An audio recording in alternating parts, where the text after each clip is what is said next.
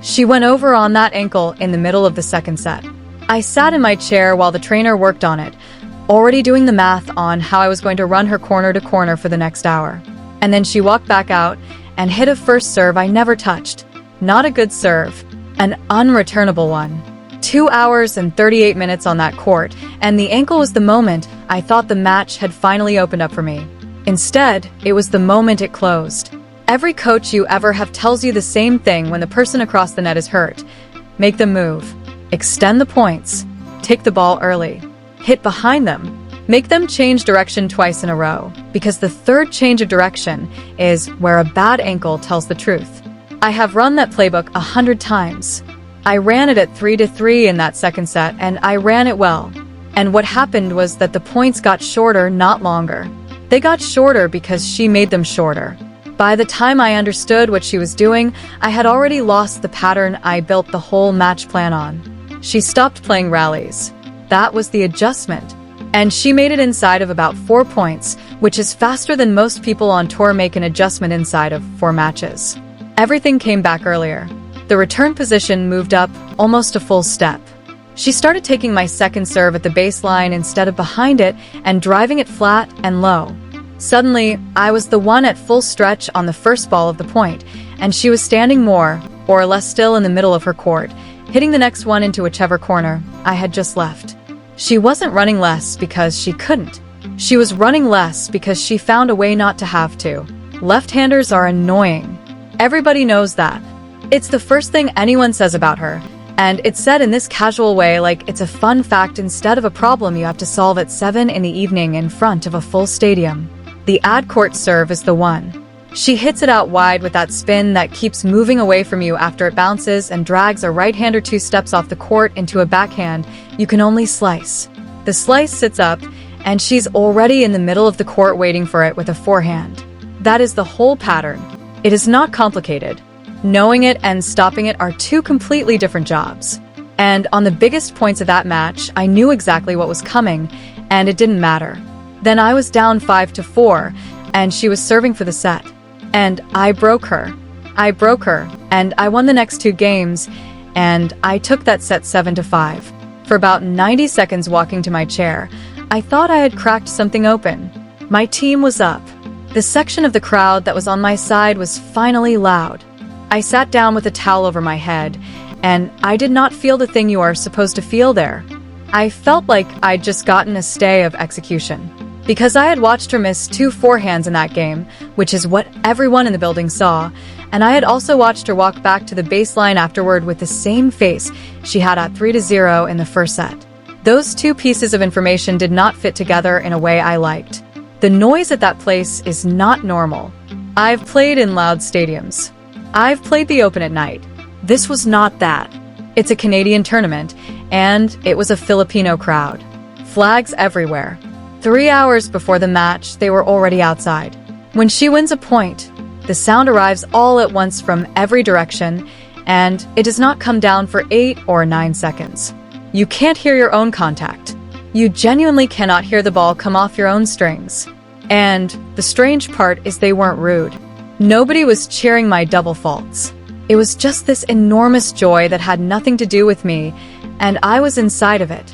I've never in my life felt so much like a visitor at a tennis match I was actually playing in. Third set, I went hunting for the ankle. First point, I hit a drop shot. She got there, not scrambling either. Got there early enough to have a choice about what to do with it, and she went cross-court into the open court for a winner.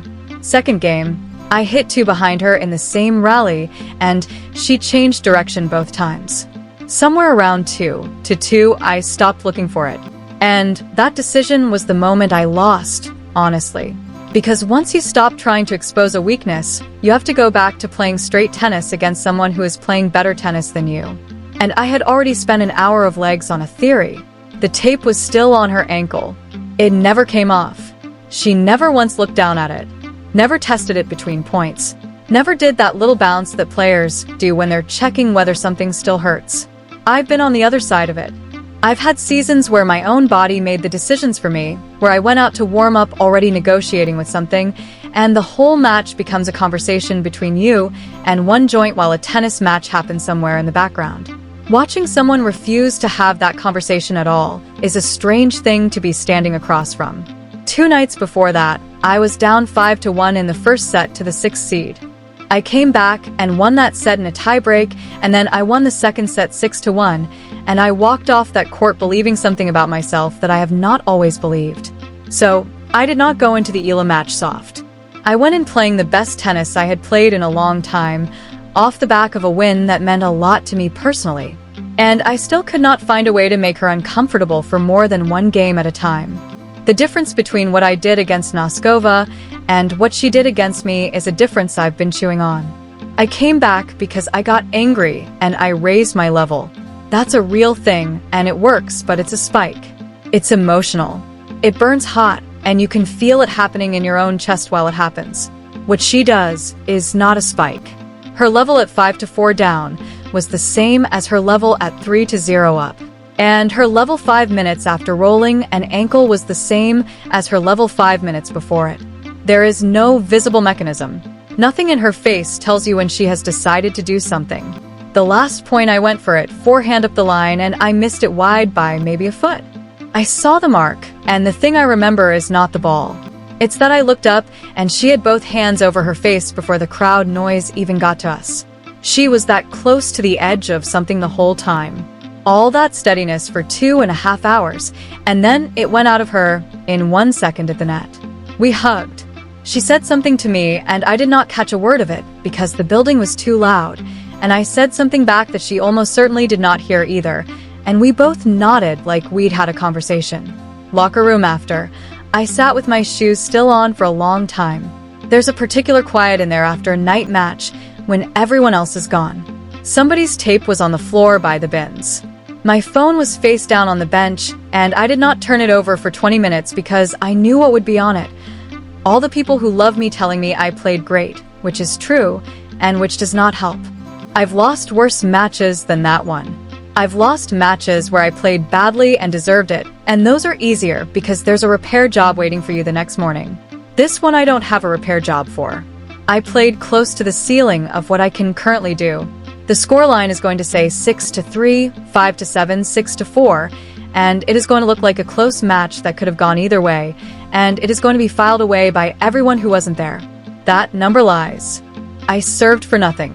She served for it once and got broken. And yet the entire 2.5 hours, I was the one reaching, and she was the one deciding. So the margin on the board and the margin in the match were 2 different numbers. I've been on the winning end of that too. You win 7-6 in the third, and everyone tells you it was a war, and privately you knew from the 4th game that you had it. Whoever plays her next is going to sit in the same chair I sat in and get told the same things I got told. She's a lefty. Get on the ad court serve. Move her. Be first. I'll correct. And they'll go out and find what I found, which is that the pattern is not the problem. Zhang is a hell of a player, an Olympic champion, someone who has beaten everybody and who just came through 3.5 hours on a court where most people would have folded twice. Experience is a real weapon against a 21-year-old. But the 21-year-old doesn't seem to know she's supposed to be intimidated. And I don't know what you do about that tactically. There's no drill for it. Word travels fast in a locker room. Everyone who has played her this summer has said some version of the same thing to me in the gym, in the players' lounge, half a sentence at a time. It's never about the forehand. Nobody says the forehand is unplayable. They talk about the way she doesn't change, about how the score doesn't seem to reach her, about looking across at 4-0 and seeing somebody who looks like they're waiting for a train. A few days before we played, she won the last 9 games of a final against a top 3 player. 9 in a row. That is not a hot streak. That is somebody who does not have a cliff in her. And the ankle, in the end, was never really the story of that match. It was just the test that revealed what the story was. So if she is fine, she beats me and everyone says she's talented and moves on. Because she wasn't fine, and because the whole building watched her not be fine and then win anyway, we all had to look at the other thing. She solved a live problem in real time in front of 12,000 people. At 21 years old. With no coaching timeout. With her own body arguing with her. Most players her age are still learning how to hold a lead. She was busy re-engineering a match plan on one good leg. I don't feel sorry for myself about it. I felt something closer to embarrassment for about a day, and then it turned into something more useful. Because there is a version of me that gets to the level she is at, and I saw exactly where the gap is now. And the gap is not in my forehand. My level goes up and down inside a match depending on what's happening. Hers doesn't appear to. That's trainable, not easily and not by hitting more balls, but it is trainable. And knowing what to train is worth more to me right now than another one would have been. She's going to be in a lot of second weeks. People are going to keep writing about the crowds and the flags and the noise, and all of that is real, and it's good for the sport. And it also completely misses what happened out there. That crowd did not hit a single ball. She could have played that match in an empty stadium in a rainstorm, and I still don't know how I get to 6-4 in the third. The flags are a story, and the ankle is a story. What I actually lost to was someone who took the one weakness she had, looked at it for about 90 seconds, and then built a way to win around it before I had finished writing my plan to attack it. I'll take the good things. I broke her when she served for the match, which nobody has done to her in a while.